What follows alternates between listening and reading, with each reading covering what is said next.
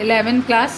आज हम अगले टॉपिक में आ रहे हैं जो है कार्बनिक यौगिकों का आकलन। आपको कार्बन और हाइड्रोजन का आकलन पिछली क्लास में भी किया आपने, अभी आप लिबिक विधि से करेंगे। कार्बनिक यौगिक में जो कार्बन है वो x अमाउंट लिया है, हाइड्रोजन को y अमाउंट लिया है ना। ऑक्सीजन के साथ गर्म करते हैं तो CO2 रहित होनी चाहिए। पहली बात, पदार्थ में उपस्थित कार्बन और हाइड्रोजन ऑक्सीकृत होकर क्रमशः CO2 और H2O देंगे। किसके साथ? क्यूप्रस ऑक्साइड के साथ। C+2CuO, ये कल भी बता चुकी हूँ। CO2+2CuO, 2H + CuO, H2O + CO2। आप इस रिएक्शन को चाहें तो ये CXY + X + Y/4O2 करके भी बना सकते हैं। CuO की उपस्थिति में X मोल CO2, Y/2 मोल H2O। ठीक है। अब सबसे इम्पॉर्टेंट है प्रयोग विधि। तो प्रयोग विधि में हम क्या क्या कर रहे हैं ये आप चित्र से समझिए। देखिए, सबसे पहले आपको एक लंबी दहन नली लेनी है ना। इस दहन नली में क्यूप्रस ऑक्साइड है, देखो कॉपर ऑक्साइड की जाली लगी हुई है, और जो कॉपर ऑक्साइड है वो ही इस पोर्सिलिन की प्याली और इधर ये वायर गेज भी जो बनेगा, गॉज भी वो कॉपर ऑक्साइड का ही बनेगा। शुद्ध और शुष्क ऑक्सीजन लेनी है आपको यहाँ से, बिल्कुल शुद्ध और शुष्क ऑक्सीजन ही आप डालेंगे, क्योंकि आप अगर थोड़ी भी मिलावट वाली डाल देंगे तो आपके हाइड्रोजन और कार्बन के आकलन में डिस्टरबेंस होंगी। जब दहन नली में क्रमशः पहले आप फ्यूमिक स्टोन जो सांद्र H2SO4 से भरा हुआ है उससे गुजारेंगे, फिर KOH नली से भी इसको ये वाला है ना, ये देखो यहाँ पूरा फ्यूमिक स्टोन भरा हुआ है, ये U आकार की नली में, ठीक है। और यहाँ पे KOH भरा हुआ है, जिससे जो भी अशुद्धि आएंगे, और यहाँ पे निर्जल कैल्शियम क्लोराइड रहेगा, तो जो भी अशुद्धि आएगी ये वाला जो है वो फ्यूमिक स्टोन भरा हुआ रहेगा। यहाँ पे H2SO4 लेंगे फ्यूमिक स्टोन के साथ, इसमें आप KOH भरेंगे और ये निर्जल कैल्शियम क्लोराइड का सिस्टम रहेगा। अब आपको करना क्या है ये सुनिए। सबसे पहले आपको दहन नली को तेज गर्म करना है और उसमें शुद्ध और शुष्क ऑक्सीजन गैस भेजनी है। ये वाला है, यहाँ पे आपको कार्बनिक पदार्थ लेना है। ये कार्बनिक पदार्थ जो है जैसे ही आप ऑक्सीजन भेजोगे ऑक्सीकृत होगा और CO2 बनाएगा, और साथ में H2O भी बनेगी, नो डाउट।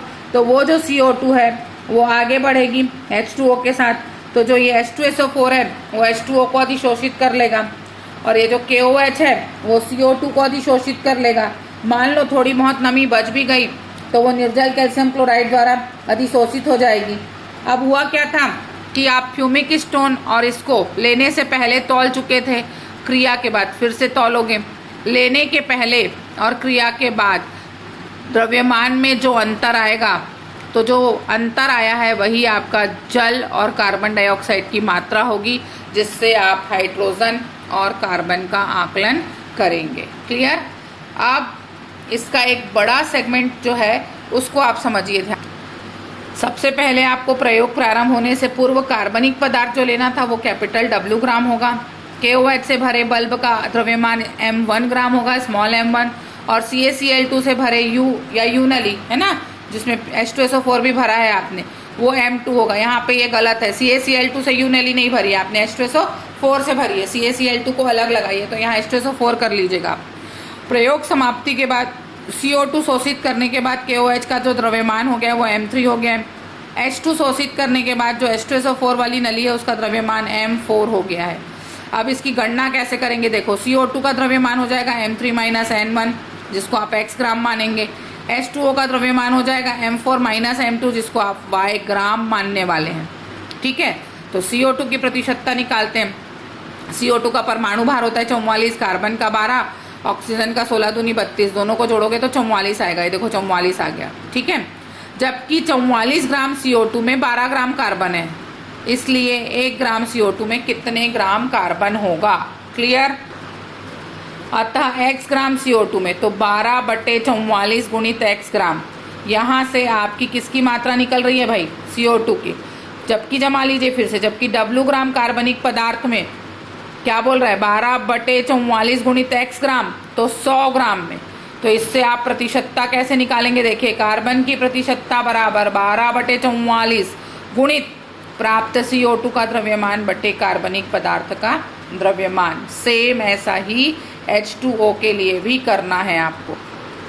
देखिए H2O के लिए आप क्या कर रहे हैं, फिर से वही बात है, पहले अणुभार ले लेना 18 ग्राम, फिर से जबकि जमा लेना, जबकि 18 ग्राम H2O में 2 ग्राम हाइड्रोजन है तो 1 में 2/18, फिर वाई ग्राम में निकालना है तो 2/18 गुणित वाई ग्राम, फिर आपको वही W वाला निकालना है तो सीधे आप प्रतिशत में आ जाओ कि ये देखो W ग्राम कार्बनिक पदार्थ में हाइड्रोजन बराबर 2 गुणित 18 गुणित वाई ग्राम, इसलिए 100 ग्राम में तो H बराबर 2 गुणित वाई गुणित 100/18 गुणित W करिए, या फिर ये वाला फॉर्मूला लगाइए, हाइड्रोजन की प्रतिशत मात्रा बराबर 2/18 H2O का द्रव्यमान कार्बनिक यौगिक का द्रव्यमान गुणित 100।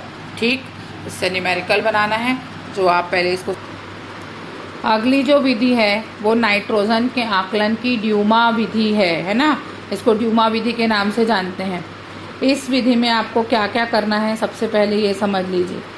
यहाँ पर कार्बनिक पदार्थ में क्या रहेगा, नाइट्रोजन रहेगा, है ना। तो आप ये जो है KOH से भरा एक नाइट्रोजन मापी लेंगे, उसी प्रकार KOH से भरा एक गोलपेंदी का फ्लास्क लेंगे जो कार्बन डाइऑक्साइड को सोखेगा तथा पानी की वाष्प यहाँ पे संघनित होगी। अब आपको क्या करना है, फिर से वैसी ही दहन नली लेना है, क्यूप्रस ऑक्साइड की गॉज लगानी है, यहाँ पे आप कार्बनिक पदार्थ रखोगे और शुद्ध और शुष्क CO2 वाली वायु भेजते हो, जिससे N2 जो है वो पूरी की पूरी इस नाइट्रोजन मापी में चली जाती है। ठीक है, उपकरण को ठंडा करो, पहले जो KOH के विलयन की ऊंचाई थी उसको आपने नोट कर लिया था, बाद में KOH के विलयन की ऊंचाई को आप नोट करो, और बचा हुआ CO2 वगैरह यहाँ अवशोषित हो चुका है तो आपको समझ में आ जाएगा कि कितना प्रतिशत नाइट्रोजन यहाँ पे बना है। ठीक है, इसको भी आपको आइडेंटिफाई करने के लिए फिर से वही बात करनी पड़ेगी भाई। अवलोकन का मानना है तो वही है, कार्बनिक पदार्थ को W ग्राम लोगे, नाइट्रोजन के आयतन गैस है चूँकि तो VmL लोगे, ताप को T डिग्री लोगे, दाब लगेगा गैस है तो P वायुमंडली लोगे, और T डिग्री पर जलीय तनाव रो ले लेना यहाँ पे, शुष्क नाइट्रोजन का दाब P माइनस रो या रो माइनस रो को यूज़ करके, या कैपिटल P स्मॉल p से भी आप कर सकते हैं। ठीक है, तो इसका लंबा कैलकुलेशन आपको करना पड़ेगा। वो कैलकुलेशन आप कैसे कैसे करेंगे उसको आप पहले समझ लीजिए। सबसे पहले आपका ये वाला पद आ रहा है, प्राप्त नाइट्रोजन का NTP पर आयतन है ना, P = P minus small p मानिए, रो मानिए आपकी इच्छा, और ये P2 को 760 mg मानिए। शुष्क गैस का दाब V1 से VmL लिए हैं, T1 को आप T+273 लिए हो, T2 को ये ले लिए हो, और ये V2 हम गैसीय अवस्था पढ़े नहीं है, गैसीय अवस्था हम पढ़ते हैं P1 V1/T1 = P2 V2/T2, उसी फार्मूले से ये बनेगा। क्लियर। अब देखो मैंने जो बोला P1 V1/T1 P2 V2/T2, फिर से वही बात ले आए, दाब का मान था P minus small p into V, ताप था T+273, P2 आपको 760 दिया था, V2 निकालना था 273, तो आप V2 को बाहर करेंगे और बाकी पूरी वैल्यू को रखेंगे तो बटे 273 और 600, फिर जबकि जमेगी, जबकि 22,400 ये हम पढ़ चुके हैं मोल में। NTP पर N2 का द्रव्यमान कितना आ रहा है भाई, 22,400 पर N2 का द्रव्यमान आपका आ रहा है 28 ग्राम। तो ये V2 का द्रव्यमान जो अभी आपने निकाला 28 गुणित V2/22,400, इससे आप निकाल लेंगे किसका मान, V2 निकलेगा यहाँ से आपका। V2 निकलने के बाद आपको नाइट्रोजन की प्रतिशतता निकलेगी।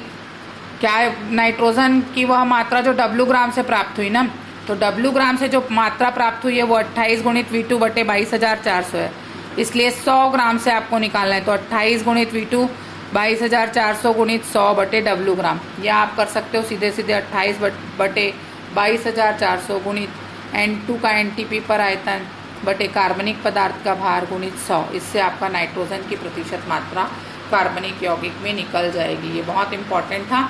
अगली 2 विधि और है जो अगली क्लास में